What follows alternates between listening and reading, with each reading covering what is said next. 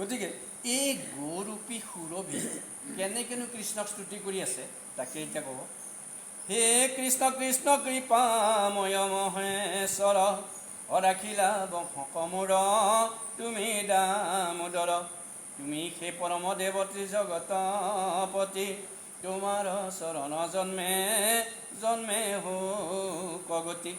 তেতিয়া এই সুৰভি বা গায়জনীয়ে সমস্ত গায়ৰ লগত লগ লাগি পেলাই কৈছে যে প্ৰভু, তোমাৰ কৃপাৰ কাৰণেহে আমি সমস্ত জাতিটো বাচি দেখিলোঁ, নহ'লে ইন্দ্ৰই যিটো ব্যৱস্থা কৰিছিল আমি সেই পানীৰ তলতেই মৰি থাকিব লাগিলোঁ। গো বিপ্ৰ দেৱতাৰ শোক অভ্যুদয়, শুয় কয় আপুনি ইন্দ্ৰ কৃষ্ণ কৃপাময়। অভিষেক কৰিবা তোমাক সম্প্ৰতি, আখি আছো আমি ব্ৰহ্মা ৰেখে অনুমতি। গতিকে সেইকাৰণে তেতিয়া কৈছে তেওঁ স্তুতি কৰি, এই গায়জনী স্তুতি কৰি কৈছে যে এইখিনি ঠাইত গো ব্ৰহ্ম বিপ্ৰ যিমান আছে সমস্তবিলাকেই মোৰ স্তুতিত আহি এই ঠাইত উপস্থিত হওক। কিয় উপস্থিত হওক? আজি কৃষ্ণক তেওঁলোকে অভিষেক কৰিব। অভিষেক কাক ক'লে?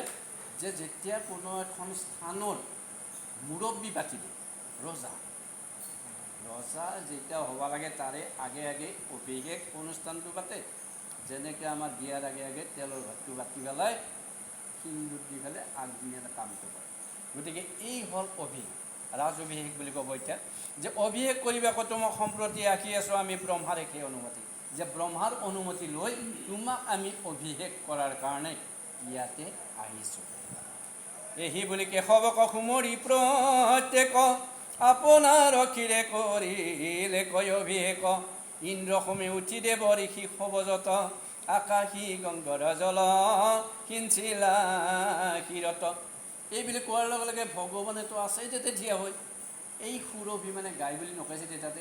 গতিকে গাই আপুনি গাখীৰ এৰিয়ে দিলা, গাই যেতিয়া গাখীৰ এৰি দিলা, গাখীৰটোৱে মেইন সুচি নহয় নিৰ্দিষ্ট জেগা এটা, সমস্ততে গাখীৰটো আগস্থান পায়, হয়নে নহয় শুভকৰ্মবিলাকত।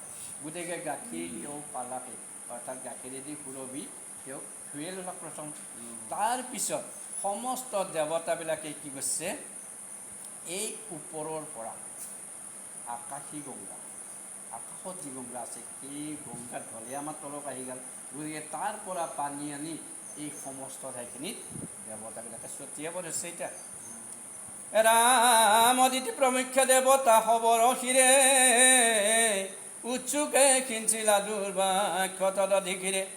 অশেষ সুৰভি পুষ্প সতত বৰিষে, সমস্তে গোবিন্দ নাম থৈলন্ত হৰিষে।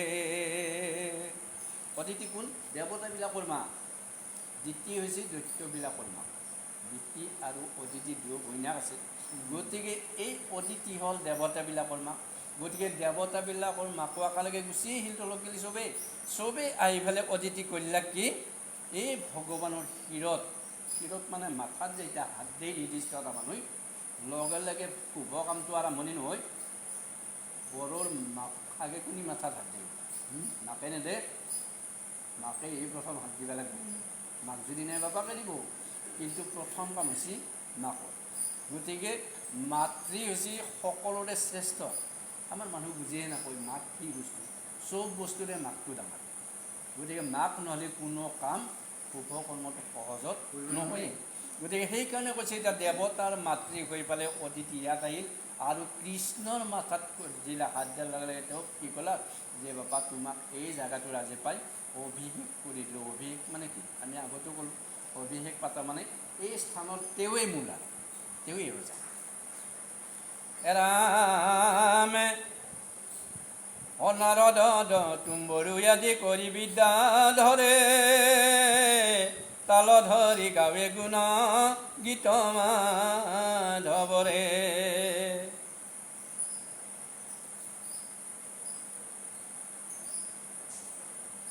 অলপ আগত এটা বস্তু ৰৈ গৈছে যে এই যেতিয়া সমস্ত দেৱতাৰ মাতৃবিলাকে সমস্ত দেৱতাবিলাকৰ মাতৃ শিৰত দিয়াৰ পিছতে তেওঁৰ সেইদিনা অভিষেক হ'ল। অভিষেকৰ লগে লগে তেওঁৰ নামটো বদলিলে। নামটো কি হ'ল? সেইদিনাৰ পৰা তেওঁ গোবিন্দ হ'ল। সেইদিনাৰ পৰা তেওঁ গোবিন্দ হ'ল। সেইদিনা আছিল কি গোবৰ্ধনধাৰী, হয় না?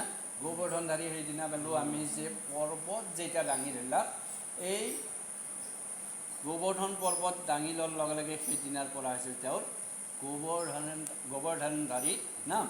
আৰু আজি তেওঁৰ নামটো পালাক কিহত? গোবিন্দ। গোবিন্দ মানে কি? এই যিখিনি আমাৰ মথুৰাৰ যিখিনি নিৰ্দিষ্ট ঠাই থাকিল, য'ত ব্ৰজবাসীক ৰক্ষা কৰি থাকিল, ব্ৰজবাসীক কোনে ৰক্ষা কৰি আছিল? সেইখিনি কৃষ্ণ বুলি কৈছিল। কিন্তু আজি ক'লাক যে সেই কৃষ্ণকে আজিৰ পৰা আমি গোবিন্দ বুলি মাতোঁ। এই নামবিলাক সেইকাৰণে কৃষ্ণৰ 108টা নামৰ ভিতৰত প্ৰত্যেকটা নামৰ লগত একোটা ঘটনা জড়িত হৈ থাকে। জাগাই জাগাই সেই নামটো বদলি আছে। ৰাম নাৰদ তুম্বৰু আদি কৰি বিদ্যাধৰ, তাল ধৰি গাৱে গুণ গীত মাধৱৰ, সিদ্ধমুনি কৰৈ তুতি নাচে অপেশ্বৰা, পুষ্প বৃষ্টি কৰৈ কত আকাশৰ পৰা। গতিকে নাৰদ আদি কৰি তাতে যিমানবিলাক হেৰি আছিল, নৃত্য গোৱা নৃত্যশিল্পী আছিল, সমস্তবিলাকে গান যেতিয়া আৰম্ভ কৰিলাক, নাচা আৰম্ভ কৰিলাক, তাৰপিছত ওপৰৰ পৰা দেৱতা আৰু যিবিলাক আছিল তেওঁলোকে তাৰ পৰা পুষ্প বৃষ্টি কৰি অনুষ্ঠানটো বেছি আৰু গাম্ভীৰ্যপূৰ্ণ কৰি তুলিছে। ৰাম যে বেগুৰ ইন্দ্ৰ ভৈলা জগত আধাৰ, ত্ৰৈলোক্যত মিলি গৈলা আনন্দয় অপাৰ, কৰিলে কধেনুগণে দুগ্ধ আপ্লাবিত, নদী হবে বহাৱৈ প্ৰলম্পি পঞ্চামৃত।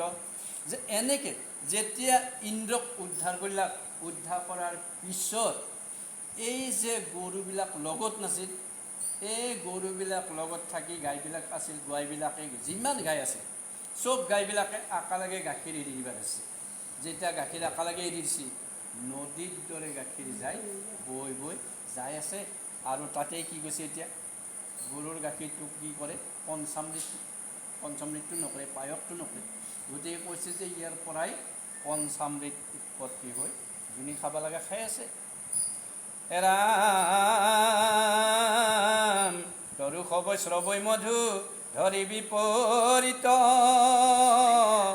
নবলৈ উপজৈ শস্য আপুনি ভূমিত, ধৰিলে পৰ্বত নানা ৰত্নমণিগণ, দেৱে অভিষেক হবৈলা প্ৰভু নাৰায়ণ।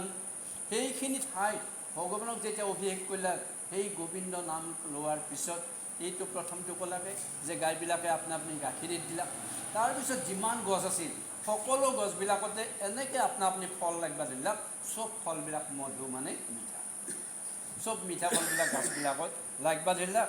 আৰু তাৰপিছতে যিমান শস্য গছবা লাগে আপনা আপুনি শস্যবিলাক গজি চবকে পাব পৰা কৰি দিলাক। সেইকাৰণে কৈছে ৰাম দেৱ ঋষি সুৰভিষিতে ইন্দ্ৰ দেৱ, অভিষেক কৃষ্ণক কৰিলা পৰিষেব, হবে মহায়ানন্দে গোবিন্দ নাম থৈলা, মেলিয়া মাগালি নিজ থানে চলি গৈলা। গতিকে সেই অদিতি আদি কৰি যিমান ঋষিমুনি সমস্তবিলাকে কৰিলে কি দেৱতাবিলাকৰে কি নহয়, কৈছে যে গোবিন্দ বুলি কৈছে তেতিয়া কৃষ্ণ, যে গোবিন্দ আজিৰ পৰা আপোনাক আমি এই স্থানখিনি দিলোঁ আৰু ইয়াতে আপুনি গোবিন্দ নাম হৈ জনাজৰিৰে কওক, এই বুলি কৈ দেৱতাসকলে তাৰ পৰা গুচি গ'ল।